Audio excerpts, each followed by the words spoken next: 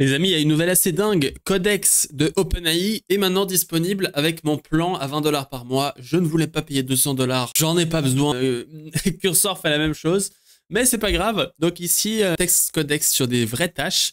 Donc j'ai mon SaaS Lumail qui permet d'envoyer des emails et je suis en train d'essayer de merger. Je suis en train d'essayer de merger sur AWS SES. Donc j'utilisais AWS SES et j'essaie de passer... Non. J'utilisais Resend et j'essaie de passer sur AWS SES. Le problème, c'est qu'il faut sync tous les domaines. Et donc, je suis en train de voir ça. The previous domain is not linked to the system. We did when we go to org/domain to have information to relink all the domain. Et donc, ici, on peut poser des questions. Donc, ici, je vais dire we migrate from Resend to AWS SES.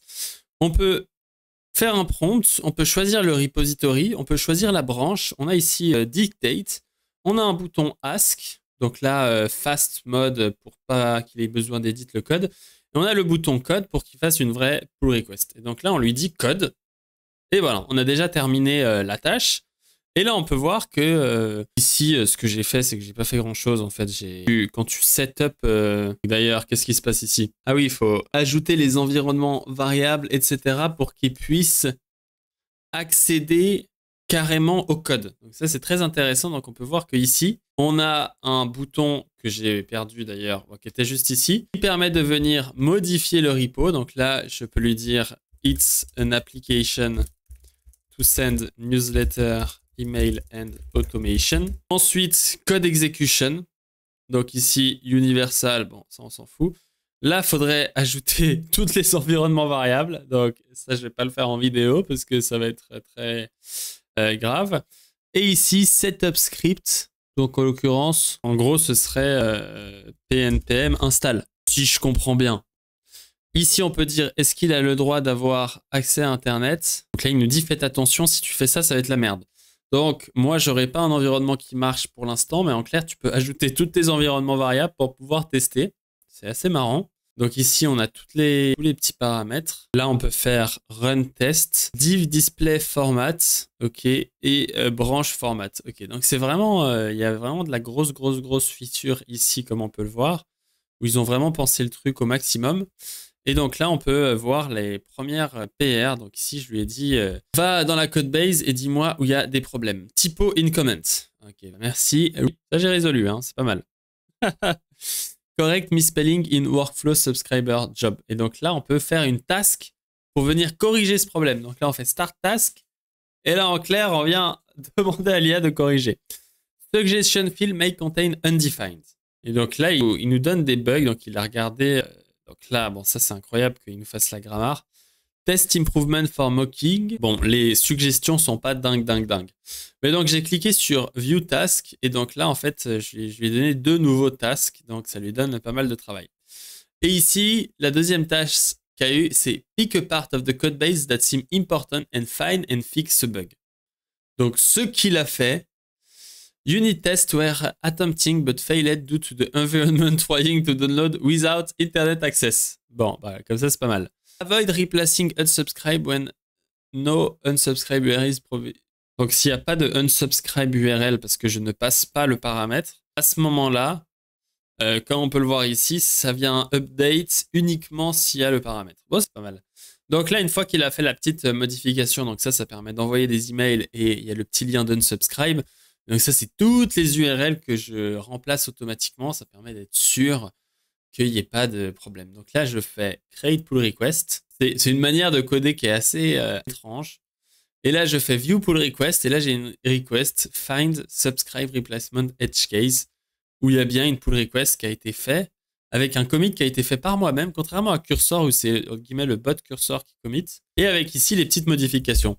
Donc très intéressant. Je ne sais pas si j'aurais envie de l'utiliser par rapport à Cursor que je trouve plus intégré dans l'IDE. Tu peux direct modifier dans ton IDE. Donc c'est vrai que quand tu compares à Cursor, ça semble retard. Mais en même temps, tu te dis c'est gratuit. Enfin, si tu payes le truc à 20 $ par mois, c'est gratuit. Donc c'est pas mal. Donc là, on a explain code base structure for a newcomer. Donc là, il a expliqué tout ce que j'ai fait. Et ici, on peut voir ce qu'il est en train de faire. Donc là, en fait, c'est un vrai checking assez chiant. Donc il a créé un fichier AdSense. Donc il regarde les fichiers. On peut voir qu'il utilise pas mal le shell en fait pour regarder tout ça. Et là, on peut voir qu'il a fait, il a terminé. Ça, c'est incroyable. Et donc ici, vous rajoutez une classe name. Ça semble être pas mal. Hein. Ça semble pas être trop mal. Donc ici, je vais cliquer sur Create Pull Request. Comme ceci. On va voir si ça a fonctionné. Donc ça, c'est incroyable. Hein. Tu lui dis ta modification, travaille dans son coin en mode agent. T'as rien besoin de faire. Et tu reviens un petit peu plus tard. Et le truc est comme ça. Donc là, ça a bien fait la branche. Et là, on peut voir que Vercel, il va venir faire son petit bonhomme de chemin, résoudre le problème de manière un peu automatique. Donc ça, c'est cool. On a ouvert la pull request pour ça.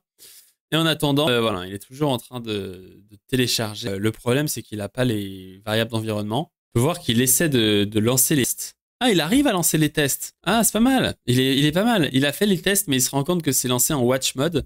Et en faisant pnpm test CI, et là, I will see what the exit code say about the process outcome. Il a fait cette commande, ça dit 0. I accidentally run echo. Genre, j'ai pas fait exprès. Je m'excuse. Ça, c'est très drôle. C'est très marrant. C'est très marrant. J'ai pas fait exprès de lancer la commande, mais non, c'est pas mal. Voilà, écoute, il a lancé les tests. Ah, c'est cool. Il devrait créer les tests. Le problème, c'est qu'email verification, on peut pas le tester. Ça utilise plein de trucs de réseau. Mais donc ici, on peut faire la même chose. Un copy patch. Ok, sympa. On n'est pas obligé de passer par la pull request. Donc là, on peut voir la petite modification qui corrige le petit bug dans le cas. Et on peut merge la pull request en mode YOLO. Maintenant, j'ai plein de pull requests. On peut voir que toutes les modifications qu'il nous a fait. Ici, le test TypeScript passe pas. Qu'est-ce qui passe pas? Voilà, il a pas fait les bons imports. C'est intéressant. Donc là, si on a ça et qu'on se dit, bon, mon petit codex, to verify that type is OK. Because... Ok, tu vois pas le chat à cause de ma caméra. Et donc là, en fait, on peut vraiment, comme un développeur, poser des questions à l'IA avec une petite animation de codex très jolie. Tu regardes la petite animation ici, elle est très mignonne. Mais donc là, on lui demande une modification et il est capable de venir faire ça. Donc ça rejoint un peu ce que je disais. Donc si on fait un petit peu de parlotte en attendant, ça rejoint un peu ce que je disais par rapport à l'objectif de OpenAI en rachetant Windsurf, de venir créer un agent IA super puissant parce que leur codex, il est sympa, mais il n'est pas intégré dans ton IDE. S'ils font la même chose avec Windsurf, s'ils intègrent codex dans Windsurf, ça fait les background agents. S'ils intègrent le background agent comme Cursor l'a fait dans Windsurf, ça fait un bon travail. Et en plus, moi, ce que je dirais, masterclass qu'ils devraient faire, c'est faire en sorte que tu puisses link ton ChatGPT account à Windsurf. Et comme ça, tu as gratuit le codex. Parce qu'avec Cursor, ça te coûte une blinde. Parce que potentiellement, il va faire des centaines de choses. Et toi, tu vas payer chaque fois qu'il fait du code en max mode. Donc, tu payes les API tokens plus 20%. Avec Claude, les API tokens coûtent une blinde. Plus 20%, ça coûte une super blinde. Potentiellement, s'il travaille pendant des mois. Et donc là, on peut voir que je lui ai demandé la modification. Il a installé les packages. Il génère même le Prisma. Et là, je lui dis, bah voilà, il faut que tu fasses ton histoire. C'est marrant parce qu'il fait des commandes et il les met... Ça dure une blinde de temps. Et il les met dans un fichier tmp/pnpm tail-n. Donc c'est marrant. C'est marrant.